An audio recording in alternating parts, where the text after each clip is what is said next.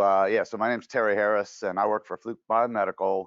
I'm a sales guy for a 1QA. It's a workflow automation program, but I'm going to talk to you about just documentation, basically.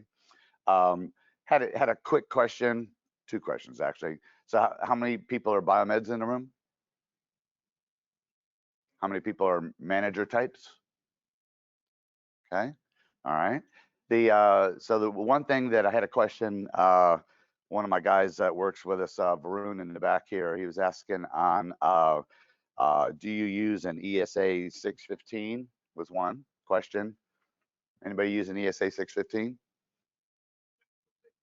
Electrical safety, maybe a 614 too. And what was your other question on 1QA? Yeah, just how many of has anybody heard about 1QA? Okay, all right, it's good. Nice fresh start. Okay, so this introduce Fluke. So what we're going to do is I'm going to do a PowerPoint, right? And I'm going to segue over to Elliot. He's going to show you a piece of software when we get to that. So this is one of my marketing folks that put this together. It's saying that, you know, we're just talking about documentation, right? It's the bane of a biomed's existence. They love to play with gadgets. That's what got them in with everything. But then you got to substantiate your work. So 50% of your time, I mean, anybody disagree with that? I mean, more or less as far as 50% documentation? Yeah. Yeah. Yeah. So saying 6.5 hours per week of efficiency lost per employee due to changing tools, processes, policies. 8 to 12 months to train someone. I'd say it's more on the 12 months than the 8 months maybe, but everybody knows it's a problem just retaining people, right? Hiring people. They don't need. I was talking to some guys, some managers, and they said it's not even you know, a BMed graduate, right? It's just, hey, do you have some electrical and do you have your wits about you and have good social skills? right. So I mean, anybody not having a problem like with retention or getting new blood in the field in their area? Yeah. So here, you know, this is on my 5 ways to streamline work, right? So it's organizing your pre-work, right? So and that could fall under a few different things, right? So you're doing the procedures on site, right? You have to find the asset first, right? And nurses, they like to squirrel it away where they know they can use it for the future, but you got to find it, right? And hospitals can be big places, right? So it needs complete information. So you know, if it had pictures and notes, right, of what this thing looked like, because another thing too, you could be doing the PMs once a year, right? Especially if you're new, you're trying to remember what the device looks like, right? You're trying to see where it is. I mean, there's all these little things that help. I mean, even a diagram of how you hook up, where you're supposed to hook up, it is good, right? So just remaining pains. Can't find the asset, forget setup steps, right? So we've got test interruptions, wreak havoc. And what I mean, it's just, you know, no matter what you're doing on your schedule, something's always going to pull you away, right? And do you get back to it the same day? Maybe not. You know, somebody goes out with COVID and then you got to handle their load as well. It's tough. Printing hard copy reports or attaching PDFs, right? So a lot of people, it's, you know, it's old school, right? So versus sending your work off to a centralized software, a CMMS, or some different kind of archival.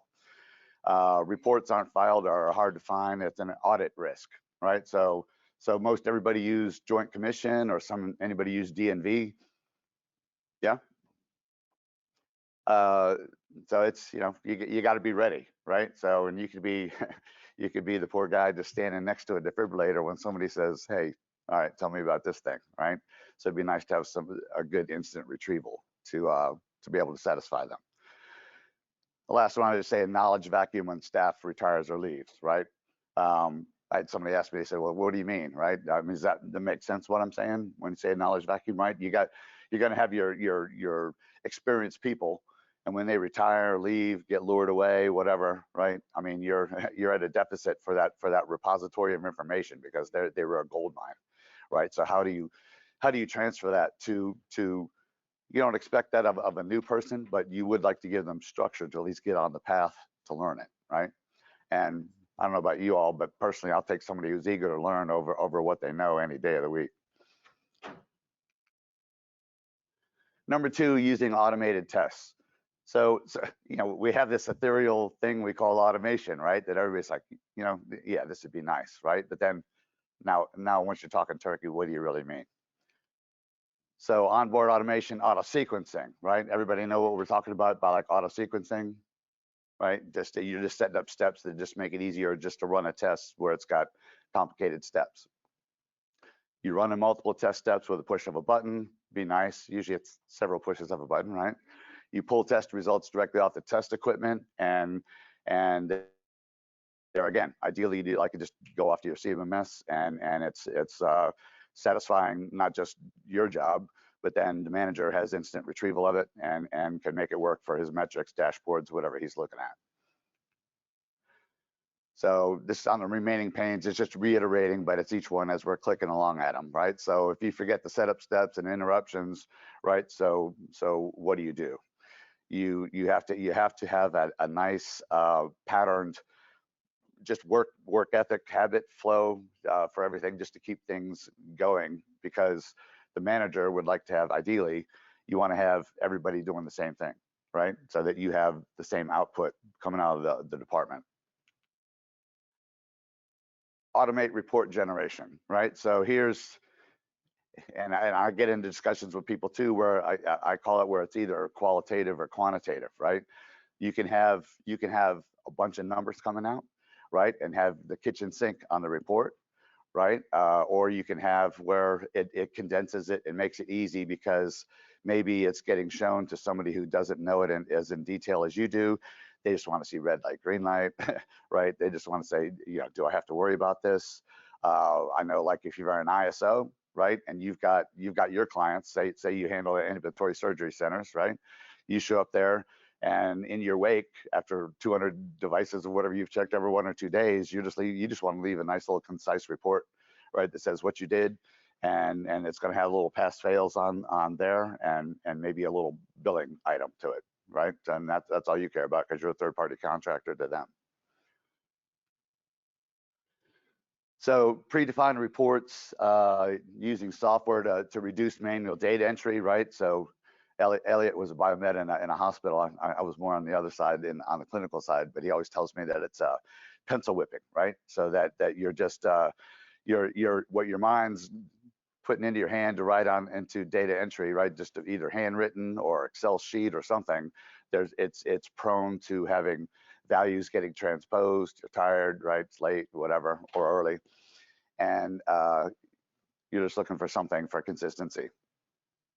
So look for solutions with report generation ability, right? And as well as personalizing it to your institution is another thing, to where if it gets sent outside, it has your hospital logo and all that to help define it. It's just going back to the printing of the hard copy reports or attaching PDFs, right? So does everybody use the CMMS? Anybody not use the CMMS? I can see the people, like, I don't know, small ISOs, I see where they're not using you know, CMMS, right? Because it's just what they've done over time, right? And they probably wouldn't want to handle the expense of maybe keeping the CMMS or somebody to have to maintain it. All right, so automate archival storage, right? So the one thing too is like things that people like to go into the cloud these days, right? Subscription service, software as a service, SaaS service, and hospitals were resistant to it, right? They said, but then they found out over time that they don't want to be their own server farm either, right? I mean, it costs money. Yes, ma'am.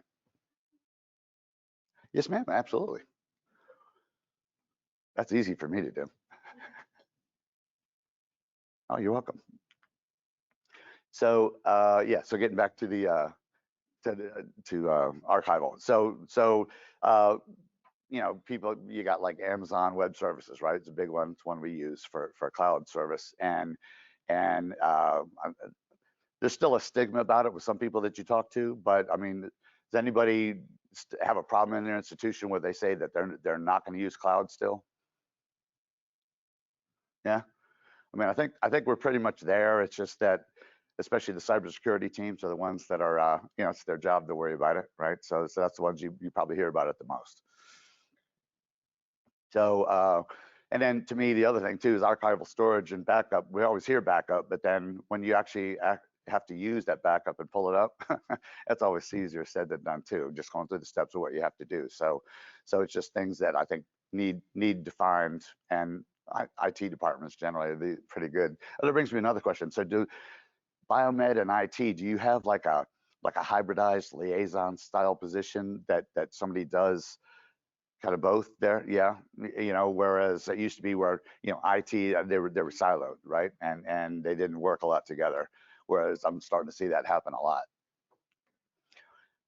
So this gets back to my highlighted there: reports aren't filed, hard to find, and audit risk, right? So it's just yeah, I'd like to have a patterned way of being able to put it away, but I need to look at it when I need to look at it, and if I need to show somebody, make it easy. Foster uniformity. So this is, I don't know, for lack of a better title, I was just trying to say, picture myself as the manager of the biomeds, right? And you go through a lot of trouble, the people you have to answer to above, agencies, accreditation, all that.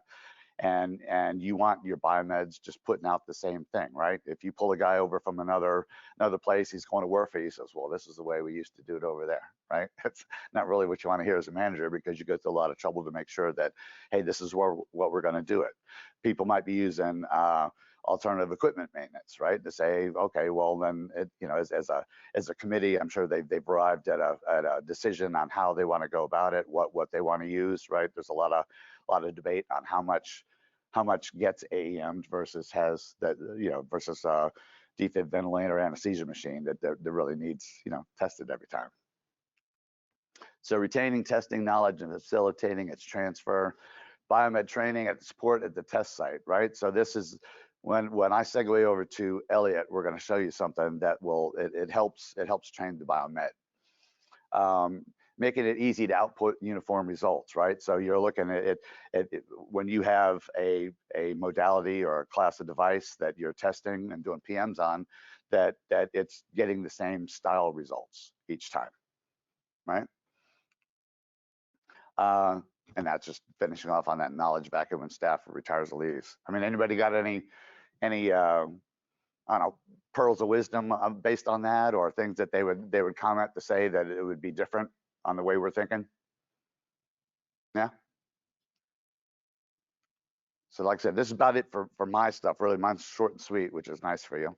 His is going to show us a software. So it's this 1QA software, which is, picture it as a procedure library that is an adjunct to your CMMS, right? You do a PM right in this, right? And it actually closes the work order and sends it right off to the CMMS. So we'll have to get on here.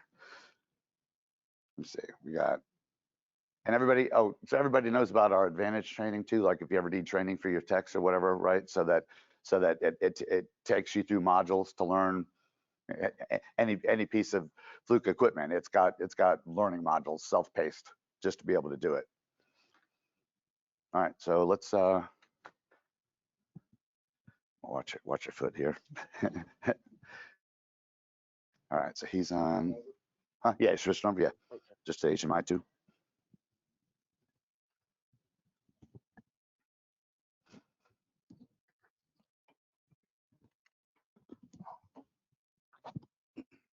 And then Elliot, do this just for the recording.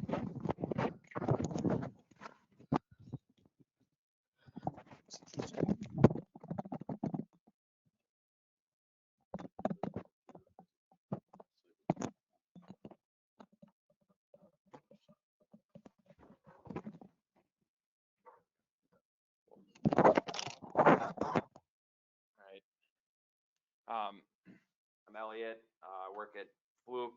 I've been there for about the past year and a half, and previously I worked for an OEM. And then before that, I worked as a biomed in the hospital. Does anybody have any questions before we start? Oh, okay. So I'm just going to kind of go over the software here. I know all of you use CMMS systems, but there is like a small CMMS feature to 1QA. So you can kind of keep your assets in here with your documentation, historical data of the testing. When you log into 1QA, the first page you'll see is this assets page. And so like if you have, let's just say you have 10,000 assets, that would be a lot to put in one at a time within 1QA. We have an input feature where you can pull like a spreadsheet from your CMMS and we'll just drop it right into 1QA for you. Let's just look at a specific asset here. I'm sure you're all familiar with the Zoll R Series. So if we look at this Zoll R Series, we would have, the typical asset ID, manufacturer, model, serial number, preventative maintenance dates, and then a description tab. Having worked in the hospital, I know that, like certain equipment is designated to one area, right? So we typically tell customers that what most of our customers do is they put like the location of that device within the hospital in the description tab, as well as a picture of the device, or maybe there's one that's stuffed away in a corner somewhere. Just take a picture of that so that it's always, you can always see that picture within 1QA. If we go back to the assets tab on the right side, we see the status light. This is just a visual verification of the PM status of the device. So whenever you complete a PM, you would just change the PM dates, and then we can just cycle through the status. We don't have any green. Clearly, I'm behind on my work. If it was green, then we'd have PM tests that have been completed and we're in compliance. Yellow is about 45 to 60 days out from being due, and then red is overdue PMs. Now within 1QA, it comes preloaded with about 50 procedures. A lot of them are electrical safety testing, but there are specific modalities. So I guess before we get into that, I know we asked if you use the ESA 612, 614, or 615, or 620. Do any of you use the VT tester from Fluke or the Impulse 7000 or 6000? You do? Okay. So that's automated with 1QA. In the next couple weeks, I believe, the RaySafe tools will be automated with 1QA. That's for imaging. And then also, we have a couple more modalities coming out this year for Fluke testing devices.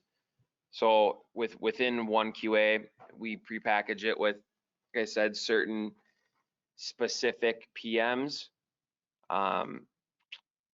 Do any of you use Zoll R's at your hospital or life packs? Okay. So I'll just pull up the Zoll procedure here. We can look at the life packs if you'd like, but we have a Zoll R Series Rev N. This is the most recent one from Zoll. So it's pre-built off of the service manual from Zoll. So I mean, you just go through it just the way you would in the service manual. It's all in here. At the top here, like most people's workflow, you have physical inspection stuff at the top, followed by basic tests here, and then the front panel test. As we get down further, we have starting to get into the automation testing, output energy, charge time, so DC and AC charge, sync time. Further down we go, we'll get into more of electrical safety testing. And I'm sure all you follow NFP 99. Okay. A nice thing about 1QA is you can edit these pre-built procedures or build some on your own. I can show you how to build them real quick too. But here in the upper right, we have a little pencil. And if we select the pencil, we go into an edit mode, and you can lock that down if you're a manager, if you only want to have certain people be able to edit procedures, as well as an approval process. So if you want to approve every report before it's sent off to the CMMS, you can set that up also, but you don't have to do that. Now that we're in the edit mode, I'm sure there's a lot of you that do not follow specifically what the manufacturer says. Maybe you do for defibs, but other devices you might not. So certain steps like do the paddle plates show any deep scratches or signs of damage? Maybe you don't even use paddles. A lot of hospitals don't. So you would want to remove that. So you just click this delete button. And that would remove that step from the procedure. Once I click save, that will link to the cloud. So the next time my tech goes out into the field, that will be same. So it's really nice for standardization. Within any step, we can add notes and pictures. So if I select show description, I can put in a description, notes. Terry talked about the knowledge vacuum. What's nice is if you have a technician that just really understands the Zoll R centrifuge or the scales people stand on, you can put notes in there as well as pictures and diagrams. So if I go to like a picture, I want to add, you know, obviously this isn't, okay, I guess this would be valid actually. You could add a diagram here within the report. Any questions so far? Is it a standard process? So say you have multiple techs on the site. Yep. So it's standard process per license of one QA, like per install base? Like is it managed centrally or Yeah. could each person change their own procedure? Yeah, so yeah, good question. It's one QA is built for like standardization. So if you wanted to make your own notes, and you had the ability to edit procedures, then your notes would also go into everybody else's. That's kind of why they have that lockdown feature, so that certain people can't make changes. And you could have one or multiple admins if somebody.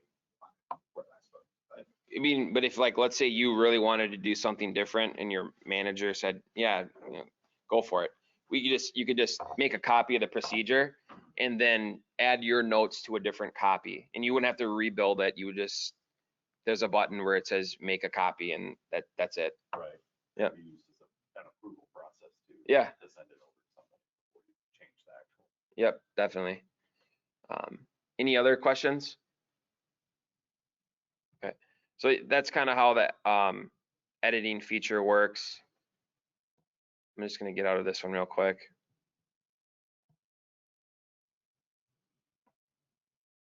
To build a procedure, I mean, we don't need to get into detail on building, but real quick. So if you're using one QA and you have more procedures than what we have built in one QA that you need to build, it's simply clicking add procedure, putting in, you know, the procedure name, and then, you know, adding a picture, the service type, whether it's repair, initial inspection.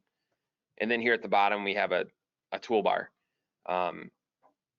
Basic questions here, text input, pass fail, which can be edited to completed, not completed, or whatever you'd like. Can add responses.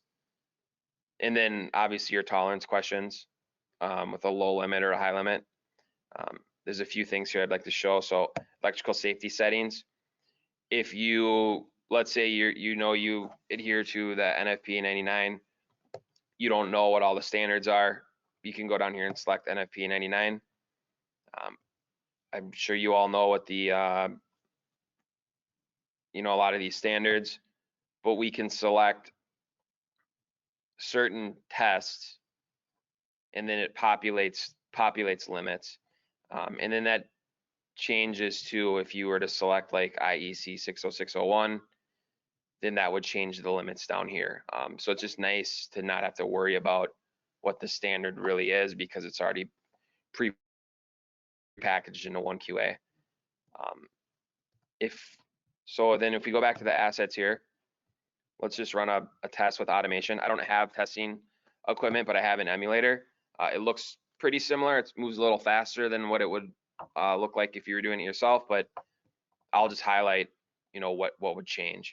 So without integration, we would go into the asset, select play under the test, and I just built a quick MD Expo procedure because we don't want to probably go through a Zoll procedure today. Take a while. So I'll put in a work order ID. If I had the integration, that would usually move over directly into this procedure. And I'll show a video of that when we're done. So here at the top, we have test device information with our serial number, firmware, calibration. With the emulator, it simulates me connecting those two devices to my laptop, and they would just be connected with a USB cable. So this top question is physical inspection, pass. We have our electrical safety settings, just telling us, what we're testing. And then we would move into leakage current. So we just select continue. Continue. One QA will document the results here for normal polarity. And then when we get down here for output energy, this is when we would do impulse testing. So you would discharge the device right onto the impulse or into the impulse, and then you would get results right away. So you do it one time at 50 joules, and then it would record the results. We would do 2, and then the second test, and then 3. And you could do as many tests as you want. I know, for certain tests, you may need to do like 12, and then make sure that you discharge on the battery to make sure it can do that. You could do pretty much anything that you can do with a Fluke testing device right now, you can do within one QA. And then the last step here is just to replace the PM sticker. I always add that to procedures because that was one thing that I forgot sometimes when I was doing testing. So I'll select done here. Well, it flew by so fast. Yeah, right. Yeah. So then we can select the procedure and see the results here. And these can be, all these results are also categorized within the asset itself to look at tests you've done with that device. And so we can see everything here. I would export a report and it would look like this. If you don't want to have all that detail in there, we can remove the detail and just highlight here the stuff here at the top. It's completely customizable. All the templates can, we can replace. They don't all have to stay MD Expo Atlanta. I guess it'd be up to you. But then so here at the top, we can, I know I have the emulator running, but if you're connecting your devices, you would see 2 icons up here. I would select the icons and then select test devices. If you had a testing device that you were questioning whether it was calibrated or maybe there was an issue with it, you could just find the device. So you can look for the one I used today, or actually it was this one. And then within the device, I can find every procedure that I ran with the tool, with the report attached to it, and then the asset ID. This last tab within one QA is the run tab.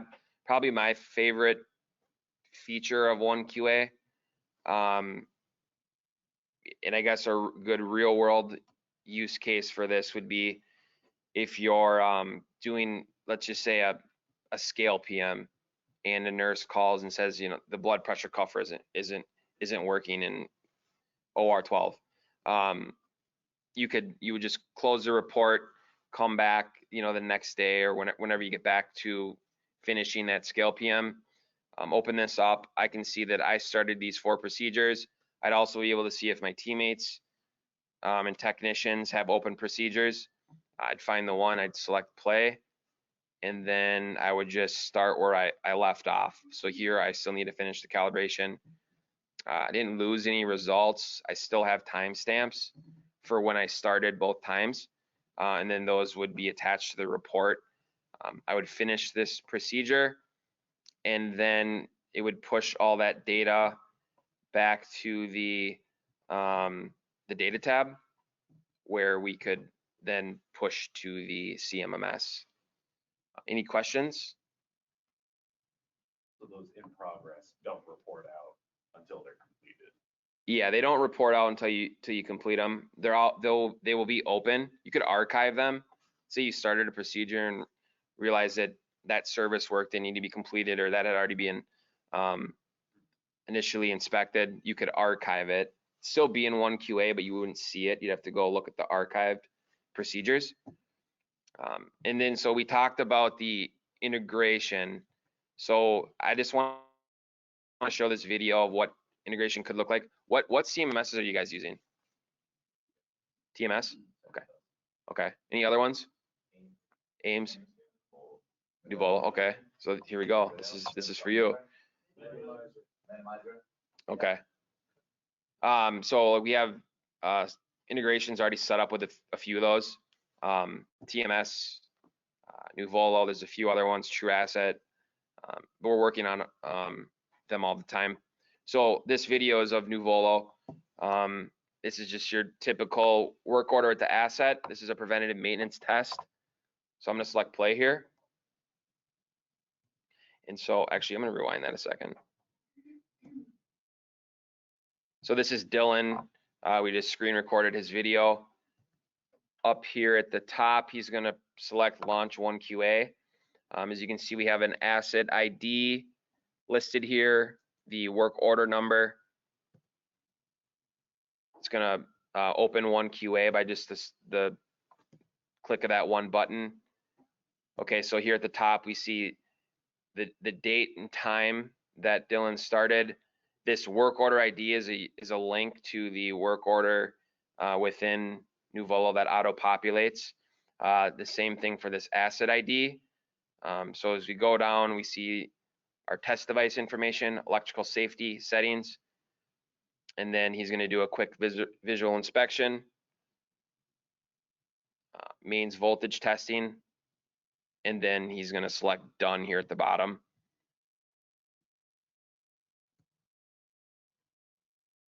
Now we're just waiting to go into the data tab. And from here, he's going to open up Nuvolo, select refresh. And once he selected refresh, it posted the data to Nuvolo. He's going to scroll down at the bottom and select verification data. And here we can see that the PDF report has posted, but as well as the value of the test. So if it failed, then it would say failed, and then you would do what you need to do next. But it pulls that information, and then you can close the work order if you'd like. So that's kind of how the integration looks. Any questions? That's pretty much the software demo.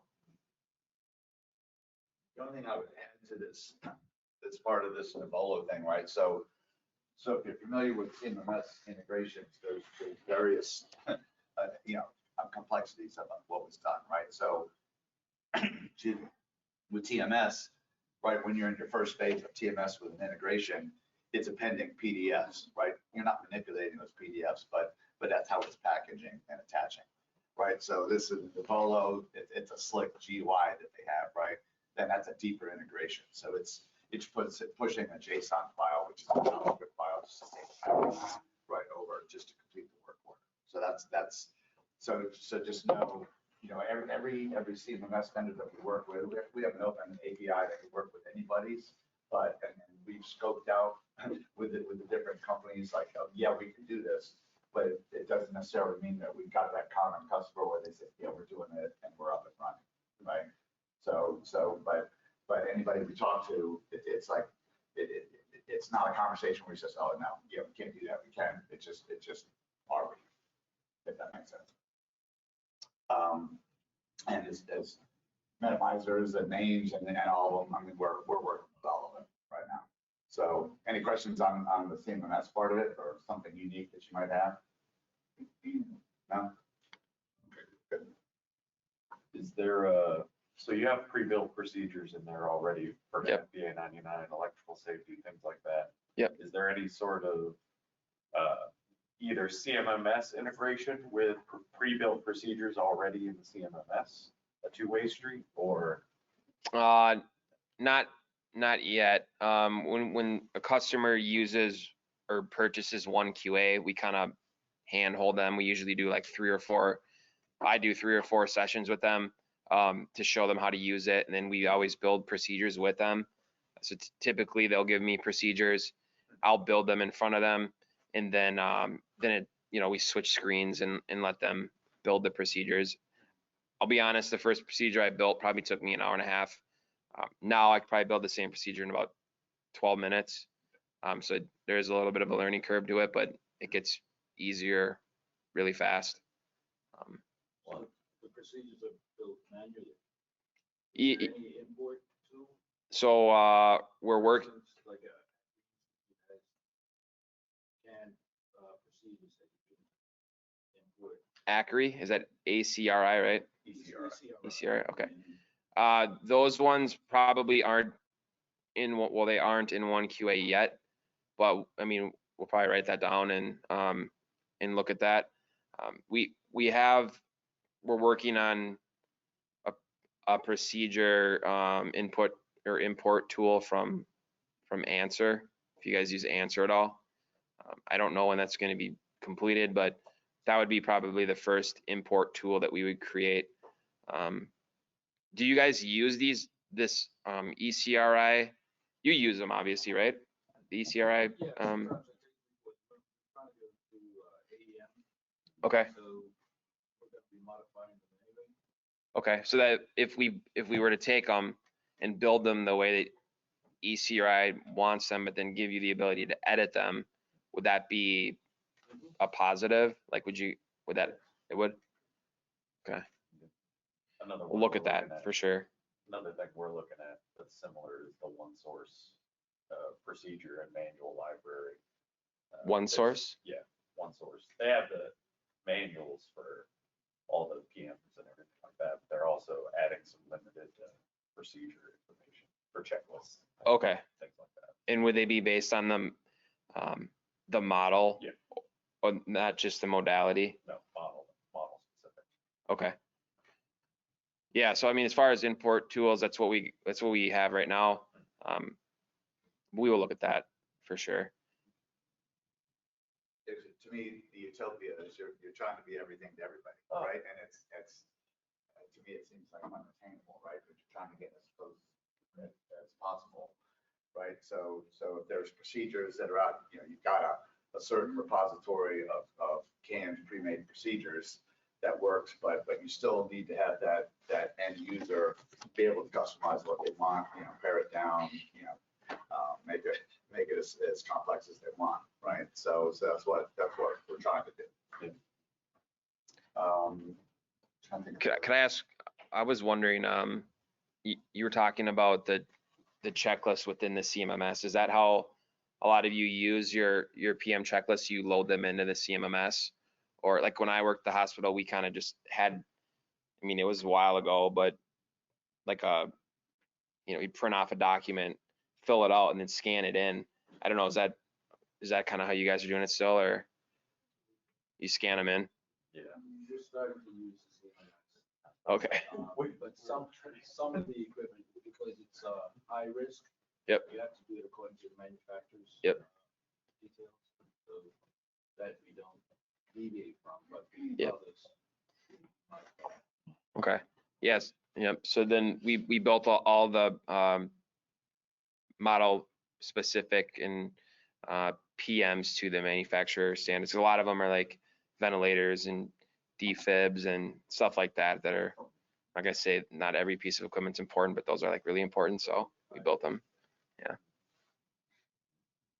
So another important step well, not step, but just a feature is that, so you've got the accountability, traceability, right? So say, I think I was talking about it yesterday, right? If you've got a tester that you bought, right? And now you're starting to test all your equipment. Well, 1QA will track anything that's ever tested. So if you have a problem with that tester itself, and you're following that cascade of responsibility to that one device, you've got that. And of course, any serial number of anything that you put in there, you've got the traceability just by database. So it's nice for, I was talking about when you got like a joint commission, right? This is all Windows based, by the way, too. So it's either desktop, laptop, or a Windows tablet, right? And if you got a terminal right there where somebody's asking you about, hey, what's going on with this DPIP, you can pull it up right on the webpage right there. Are there any type of searchable fields, for instance, if you had to change some specific parts during a PM or had a specific problem? Like to search like like if you had all your assets in here and you wanted to find them? Or something changed on an asset, you're saying, or? Like a sub procedure. Well, I'm saying like if there was a like if you had to do a repair during a PM. Like if you found a defective part, you Yeah. know what that part number is, and then just search to see if there's any work orders, bring in the fingers that been done with that same part number. So that would not be a searchable field, but using like part numbers within the title of the, like if you were replacing, I have one in here called the front label, front panel replacement. If you had like the part number listed in the procedure name, then you'd be able to search and find that and then just run the tests with that asset. And then that would post to your CMMS. I was thinking more like if there was some type of item risk, common fault that kept occurring. Yeah, the thing, yeah, so most of our customers use one QA with ideally with the integration, and that is typically a feature of the CMMS. So then, and that's where we launched the procedures from. So that was never really a functionality of one QA, because that's something that the CMMS usually takes care of. But then from there, you could open up the procedure and launch it into one QA. Yep.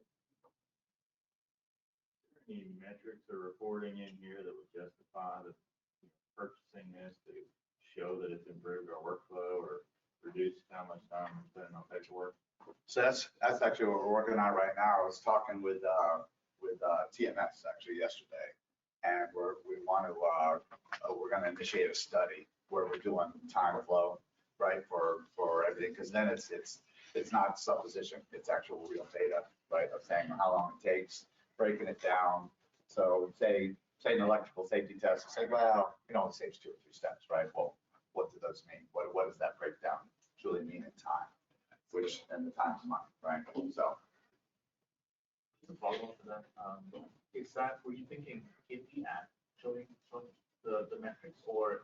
Right, I mean, this costs money. How do I determine return on investment to get the VPs to sign off on it? Right, so so I have an ROI calculator that we build that has all these factors put in, everything from the biomed wage that you would use to number of assets, break it down in columns between electrical safety, DPIPs, ventilators, ProSyn for patient monitoring, right? And it will factor everything in, and then factor in the price versus what your return on time, documentation, and savings on that. And I can literally just peel it out. I had one guy, he said, yeah, can you give me something to submit to my CIO, right? Well, here you go. So we have that. Another thing is does each tech have a login? I can determine I've got 10 techs and 9 of them use it, 1 of them won't. Yep. Yeah. You'd purchase it by the amount of users that are using it at one time. So if you have a night shift and you had, let's just say you had 5 that work during the day and 5 at night, you don't need 10 licenses, you just need 5.